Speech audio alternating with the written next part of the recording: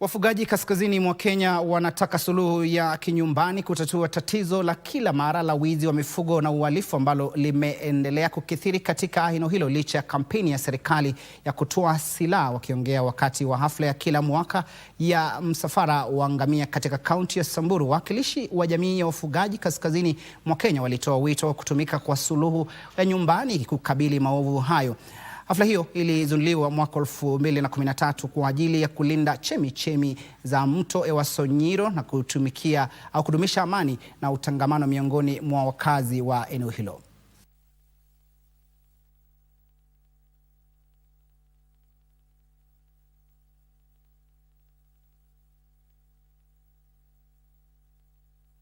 Siku ya leo tumekuja huku Samburu County, tuko siku ya 4.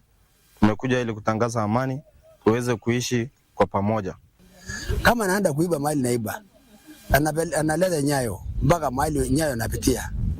Sisi wasee naamuka kufuata hiyo nyayo, kujua hiyo mtu jina, kuchukua hatua ya wasee. Tunajaribu kuleta warani wale wanasosana na wengine, tukakutanisha warani ya Pokot hapa, wa Somali, wa Samburu, Rantile na wale jamii nyingine. Tunajaribu kuongea mambo ya conflict vile tutasimamisha. This is a discussion that will be going on at the UNCCD in Mongolia, and this news from indigenous peoples will be taken for a discussion for input in the UNCCD.